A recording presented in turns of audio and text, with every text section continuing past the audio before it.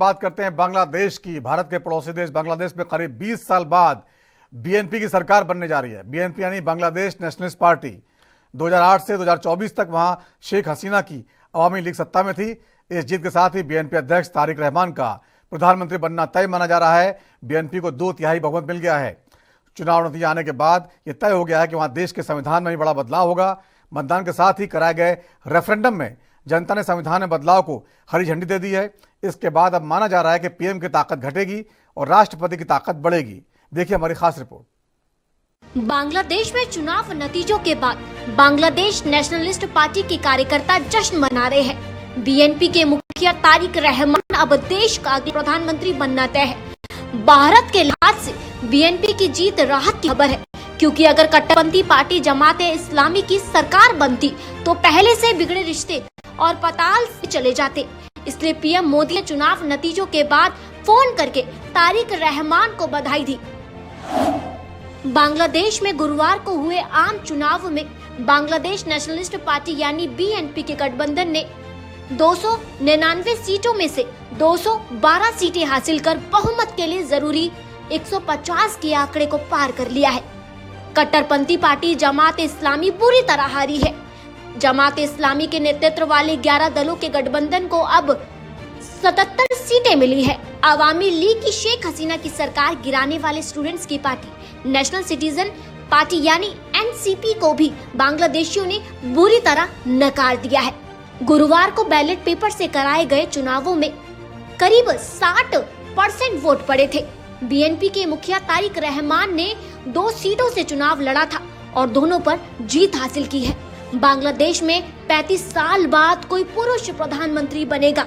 अगर बात की जाए इतिहास की तो 1988 में काजी जफर अहमद प्रधानमंत्री बने थे। इसके बाद से 1991 से 2024 तक देश की राजनीति में पूर्व पीएम शेख हसीना और खालिदा जिया का दबदबा रहा।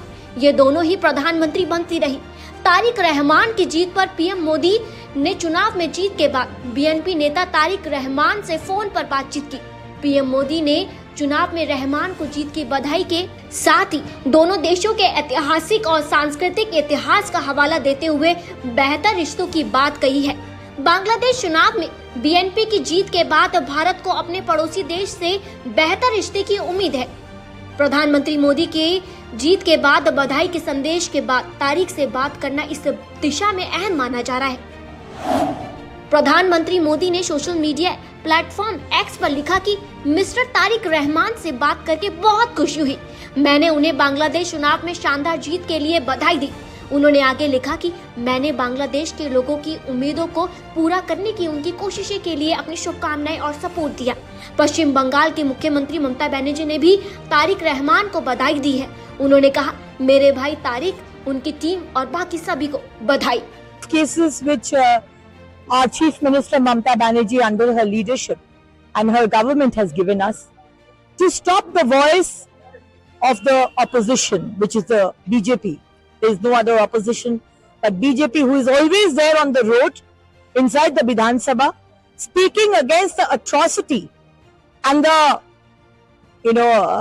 things that torture that has been going on the people of Bengal. So this is another case of 2019.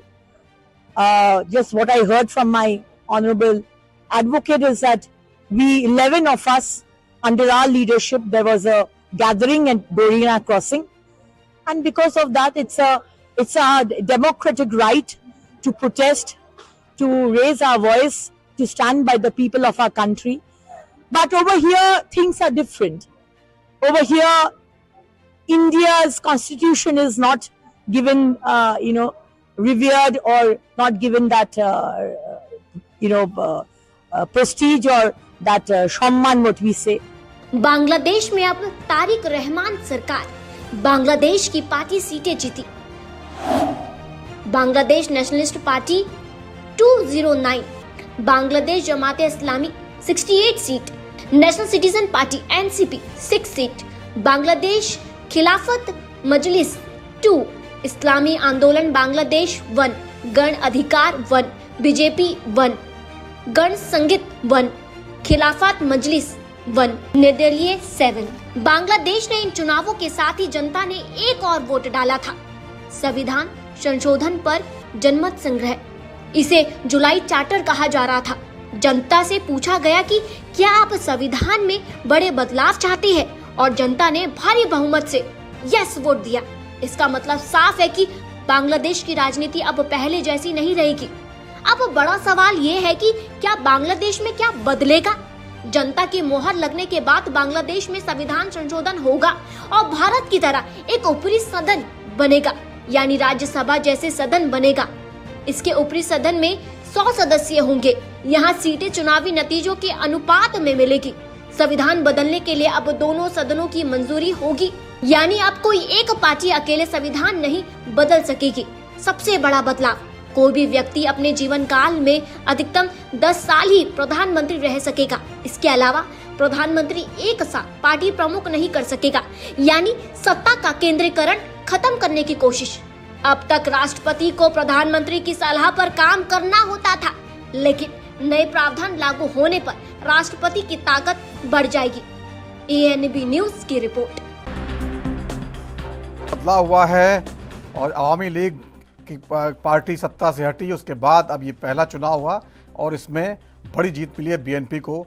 Bangladesh nationalist party, Tariq Rahman का PM बनना तय है। भारत के लिहाज से कैसा होगा, इस पर चर्चा करते हमारे साथ जुड़ चुके हैं प्रसिद्ध पत्रकार प्रसून जी। प्रसून जी, आपका बहुत बहुत स्वागत है। अगर बांग्लादेश के चुनाव को भारत के नज़रिए से देखें, यानी जो पिछले कुछ समय संबंध खराब हो गए थे, अब BNP की जीत से राहत महसूस की जा सकती है क्या? धन्यवाद नवीन जी। देखिए, जो प्राइम मिनिस्टर मोदी ने जो अपना संदेश दिया है उसमें उन्होंने 3 शब्द प्रयोग किए हैं। India will continue to stand in support of a democratic, progressive and inclusive Bangladesh. तो इन भारत की जो चिंताएं हैं या जो सरोकार हैं, इन 3 शब्दों में है। डेमोक्रेटिक तो अच्छी मेजॉरिटी से जीत के आए हैं, जनता का समर्थन है। प्रोग्रेसिव उनका चुनावों में दावा है, तारिक रहमान का वादा है कि हम आगे बढ़ाएंगे। लेकिन असली मुद्दा इंक्लूसिव है, और इंक्लूसिव का बड़ा दायरा है भारत बांग्लादेश के संबंध, और वहाँ के अल्पसंख्यकों की सुरक्षा का बहुत बड़ा मामला है। तो अब जो शुरुआती दौर में जब खालिदा जिया की सरकार थी, तो उस समय तो BNP बांग्लादेश और इंडिया के रिश्ते बहुत ही अपने खराब दौर में गुजरे थे। लेकिन अभी जो बात आई है, और एक उसमें और प्लस पॉइंट है कि बांग्लादेश के हिंदुओं ने BNP को वोट दिया है, क्योंकि वो उनकी खालिदा जिया के समर्थक थे, और उनके दिमाग में यह था कि वो जो स्टूडेंट यूनियन है उनकी नेशनल सिटीजन पार्टी, और वो फिर मिल गई जमात से, तो लगा कि इनसे बहुत ज्यादा खतरा होगा, आक्रोश भी था उन पर।